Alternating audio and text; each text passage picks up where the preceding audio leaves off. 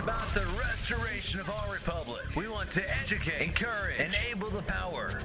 We stand for integrity, honesty, self-reliance, self-defense, and most importantly, no compromise on our foundational principles. This is America's Voice Now. Find America's Voice Now on Facebook and at americasvoicenow.org. Here's Michael Evans.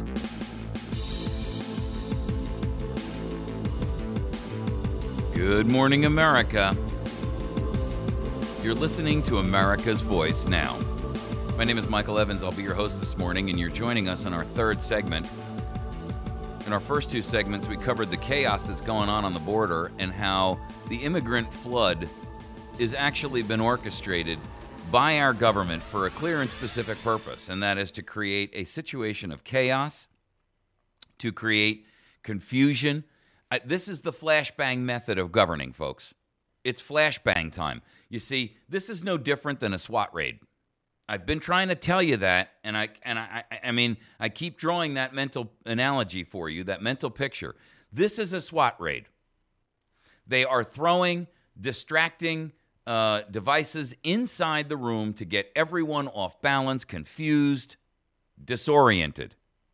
And then they can go about accomplishing their mission in quite frankly, without any pushback. Because, you're stumbling around, you're blinded by the flash, you're deafened by the boom, and your entire system has been shocked. And you're not capable of defending yourself or your home. Now, if you think that this SWAT team called Washington, D.C. is good for you, well, that's on you. All right, we've got a caller on the line. Good morning, Mark. Can you hear us? Mark, can you hear me? Good morning, Mike. Hi, how are you? Yes, can you hear me? Yes, sir. I'm doing good. Good. I apologize for having to put you on hold there through the break, but go ahead, fire away. No, that's all right. By the way, when I first called that number, which I knew that was the new calling number, it went busy. It wouldn't connect. So okay. That's why I called the other number. Anyway, so on this issue of immigration, I have firsthand evidence from my interaction with a local here in Philadelphia, local Mexican immigrant who, and you know a little bit of background about that because I shared that with you and sought your input. Yeah. Turns out, Mike, that exactly what you're saying, and I'm sharing this with you, but I'm sharing this with the rest of the folks listening. This is a serious issue, and if you think that these Mexicans do not know what they're doing, you better guess again. Repeat, you better guess again. They know exactly what's going on. They know the administration is for them, and although they might present a nice, honorable, honest, sincere, genuine face to you as a person, they are more than likely not being honest, not being genuine, and they are seeking to use you as a white person to benefit them and further along their agenda. Which well, is, sure. I mean, look, we know for a fact. And thrival in these claims they're making that this is my mother, this is my kid, this is, we know that that's hogwash and it's bogus, and we know that half of these kids coming across this border are really not under 18. And they're playing the sympathy of Americans to say, hey, we've got to let these kids in. We can't just leave them out there in the desert. I mean, that's hogwash crap, folks. They brought themselves up here, number one. And number two, they were invited by this government who now refuses to do anything about it. And it is a play, and it's a setup, and you're being played. Your violin strings are being played. Go ahead. Well, more specifically, exactly, this person that I interacted with sought me out through a friend who thought that maybe I could help him with some business transactions, and because he's Mexican or whatever. But I'm going to tell you, Mike, what he usually referred to on a regular basis was his children. Okay, so he himself, as a father of his own children, are using them as pawns to fulfill his agenda of getting a unsuspecting gringo, just another gringo. That's who I am in his eyes. Just another gringo to carry out his plan so he can benefit without me knowing. He thinks I'm stupid. Now, it goes deeper than that. Now, this is really deep, I'm telling you, because where he's from, where he settled at in New Jersey, is in the Lakewood, New Jersey area. Now, Mike, I'm sure you know because you're from New Jersey. Lakewood is basically Hasidic Jews. Okay. Now, these are the conservative Jews that wear the black and white outfits, and they, which most people would say, oh, those are conservative religious people. Well, right. I'm going to tell you, they're here to exploit America too. That's my take on it. Because guess who lives in Lakewood now? Jews and Mexicans. That's it. There's very few white people, if any. Okay? And it so happens that this Mexican who I dealt with is working for a Jewish person from that area. He's working in New York. So here's the other part of this, and this is what I hadn't caught you up with this, Mike, personally in our conversations yet because I wanted to, but I just couldn't hold back calling into your show. Okay. Well, hit the point because I want to get on this Iraq thing. But go ahead, I'll let you finish. Okay, so it turns out that he actually is not who he told me he was. He actually is not here legally. I thought he had a green card. I didn't ever ask him for his green card, but he said, yeah, he's here legally. Well, he is not who he said he is. He got pulled over, and in New Jersey, driving back in his rattly pickup, which I guess that's why they pulled him over, but late at night anyway, because coming back from his work up in New York, which by the way, did they charge him tax free? Yeah. So bringing me to the end of the story. Okay. So four counts, because he told the officer that pulled him over that he was somebody different, and then they find out. Then he produces an ID that's different than what he told the officer. Are they kicking him out of the country? Michigan driver's license. No. So he went to court. They dropped all the charges against him, put him on probation. Now, mind you, and I dropped all the charges based on what? Dropped all the charges based on what? Yeah. Based upon him having children and supposedly him having children and being a good worker or whatever. I guess I don't know because I don't know, and that. But anyway, so now get this. And now he's driving around without a license, and he knowingly is driving around without a license. I called his attorney. I said, "Look, do you think that's? I mean, I'm concerned. I still have a humanitarian inside of me." I said, "Look, that's not safe for him. It's not safe for it's not safe for the public. It's not good for him because if he gets pulled over, he could violate his probation." You know what she told me? "Oh, that won't violate his probation." I said, "You're kidding." Yeah, it would violate anybody if they were an actual citizen, but if you're an illegal, it doesn't violate your probation. All right, I want to jump onto this Iraqi thing because Sure. I want to hammer away on this. You and I should probably have this discussion. I'll later, Mike. You got it. Thanks, man. Appreciate the call. Okay. Folks, this Iraqi crisis thing, and let me just close that call for a minute. The idea that we are allowing people who are not even citizens of our nation to have special dispensation for crimes is a crime in and of itself. And we know this to be the case because we just broke the news, a month or so ago, that Department of Homeland Security and ICE released tens of thousands of criminals, some of them accused of things like murder and kidnapping and rape, child molestation. And they dumped them back onto our streets, claiming, we couldn't send them home because they were victims of persecution at home. Are you out of your flippin' mind?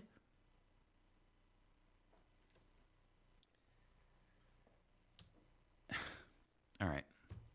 For the record, we know that a lot of the individuals that are crossing these borders, while we're being occupied by women and children and babysitting them, the people that are pouring over this border are not only Mexican nationals and South American nationals, but many of them are terrorists from the Middle East who are covering themselves to look like they are South Americans.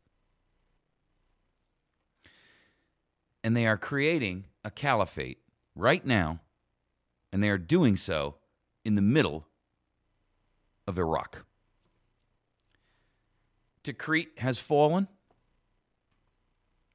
Mosul has fallen. When they got Mosul the other day, they got, and Fallujah, by the way, were literally, I mean, the United States paid a devastating price to get Fallujah in young men, young Americans' lives. We spent almost $1 trillion.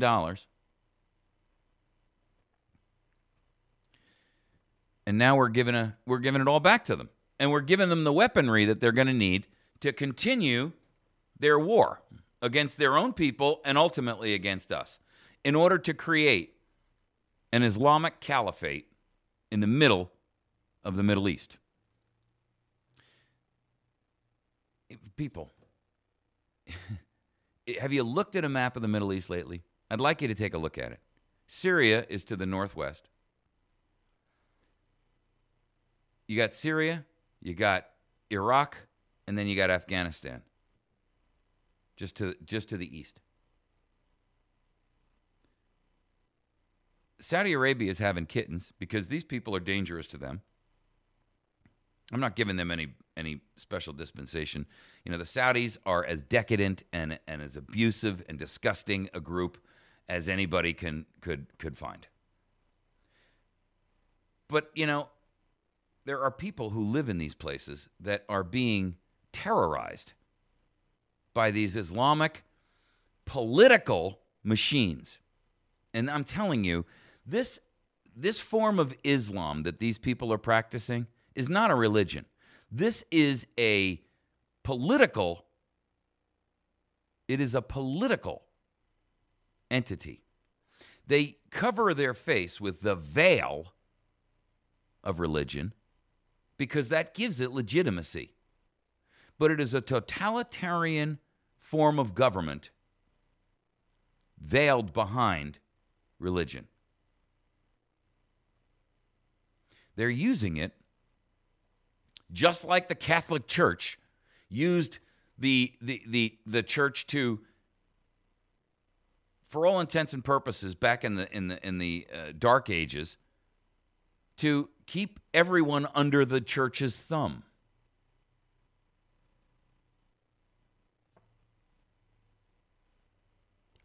The people who claim that they are these paragons of virtue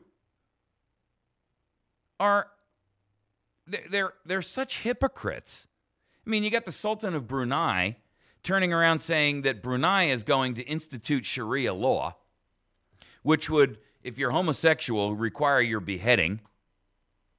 And these guys are $1 trillion, who knows?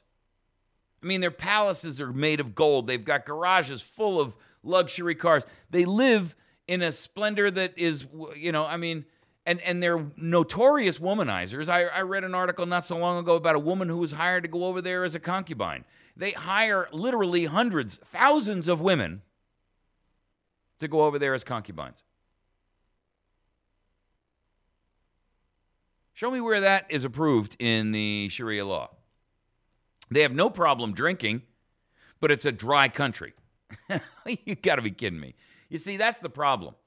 If these people were actually living what they were saying, then they wouldn't be beheading people who disagree with them. That shows you that it's not a religion. I don't know any God that stands here and says, if somebody disagrees with you, don't try to convert them. Just cut off their flipping head. What God do you know that would approve that? What God do you know that would say, it's okay for you to rape a child or a boy? My son spent time, years in Afghanistan. Listen, it is so common for young boys in Afghanistan to be raped by the adult men that it's not a question of the minority who have been. The majority have been.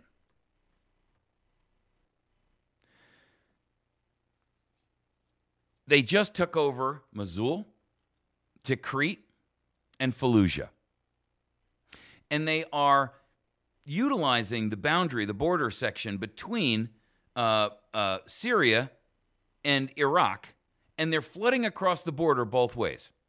For every 100 attacks that they're doing in Syria, they're doing 1,000 in Iraq. Turns out that Iraq's been asking us for help.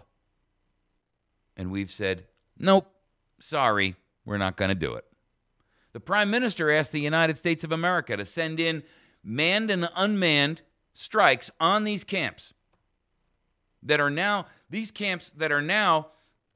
turning into a literal rebel force that is moving through the country like locusts, consuming everything in front of them. Nope. They made a request. Secretly. No was the answer. Folks, they're doing mass beheadings in Mosul and Tikrit. Mass beheadings. You see, this is the worst nightmare. And I got to tell you, the people in the Pentagon, they are absolutely guilty as hell for what they've allowed to happen. Because they have sat here and supported and promoted this president and his policies because it benefited them personally.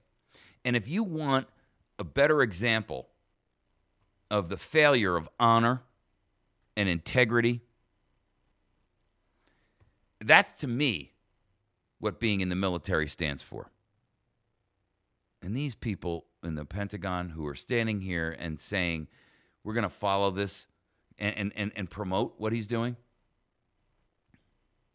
they have betrayed their oath. They have betrayed their oath and their honor to themselves. I have no respect for the upper leadership in our military. And I'm talking from the Joint Chiefs of Staff into the senior Pentagon. Pathetic. Shameful. In fact, the soldiers themselves, I'm surprised they haven't risen up and removed them. I'm stunned. I understand military discipline makes that an unthinkable principle. But I got to tell you, who would allow their leaders to betray them in such a manner? I mean, we saw in Vietnam, when you were an incompetent leader, you went out on a patrol and you just never came back. They got fragged. It's where that term came from, people. Obama stands here and says to us publicly, the world is less violent than it has ever been. What an absolute unmitigated liar. I mean, that would be the equivalent of me standing here and telling you that that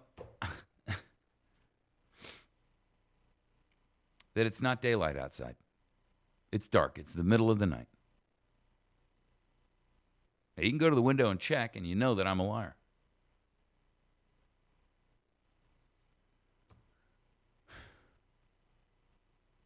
Iraq is on the brink of collapse. We lost 4,600 American soldiers there and 68,000 wounded. And now we're going to allow it to collapse. How inconceivable. How criminal.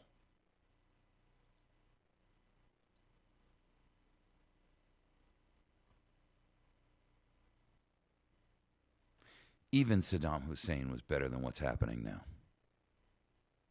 And George Bush, listen, the truth is, we should never have had any of this going on. If you want to see a failed state, look at the United States of America and our foreign policy. Not just in the last 5 years, in the last 25 years. In the last 50 years, since World War II. One tyrannical piece of trash after another has occupied the seat of power. And flexed its muscle imperialistically all over the world. It's just insane. And it serves no purpose whatsoever. Listen, millions are dead because of our, demand that they be democratic.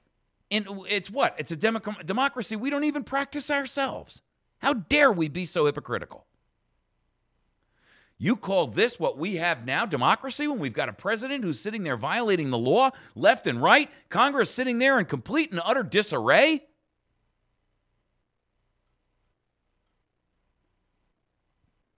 This caliphate is rising. This president has promised we will pull out of Afghanistan in 2015. As soon as we leave, they will pour over the border and they will pour forth out of Pakistan. I guarantee you, if the United States is around, Pakistan, right after Afghanistan collapses, and Afghanistan will collapse like that, right after that, they'll be after Pakistan. And here's the reason why. Pakistan, ladies and gentlemen, has nuclear weapons. Not only do they have nuclear weapons, they have the wherewithal, the capability, and the technology to produce them and sell them. Where do you think North Korea got theirs? Remember A.Q. Khan?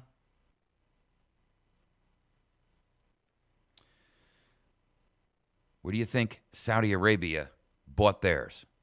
The undelivered ones. The undelivered ones. Go ahead, caller. Welcome to the show. Sorry. Hey, Mike. How are you doing this morning? Good. Who am I speaking with? First name? This is Sean. Hi, Sean. How are you? Sean. Hey, how are you? I'm doing all right. This whole thing with Iraq, for all of us that went over there and shed some sweat and a little bit of blood and lost some friends over there, here's something that a lot of people won't realize. We sacrificed a lot to help people, regardless if it was right or wrong in political views or what have you. But we did the right thing, and now we're getting slapped in the face. You're absolutely right, and I've said it. I've said it 1,000 times. I've said the same thing about the VA scandal. I've heard people say, "Well, those veterans, they chose to go over there or whatever." Hey, you know what? They went over there with the right reasons. They went over there with honor and integrity in their spirit and in their heart. So whether you think it was good or bad that somebody in a tower of white power shot them over there and did that, makes no difference. These people went over there, even if they did it without recognizing that they were being used as a pawn, they went over there with the right reasons. Hang on the line until after this break. Just stick with us for a moment. They went over there for the right reasons, people. And you can't denigrate their sacrifice because you don't agree with the policy of some buffoon in Washington who's wearing a couple $1,000s worth of clothing on him to make him look like something he ain't. That's the simple truth. We're going to take a quick break. When we come back, we'll finish our call with Sean, and then we're going to talk a little bit about why the IMF is warning that there's a global housing collapse right around the corner. Hello? You're listening to America's Voice Now. You can email me at Mike at America's Voice Now. Stick with us. We'll be right back.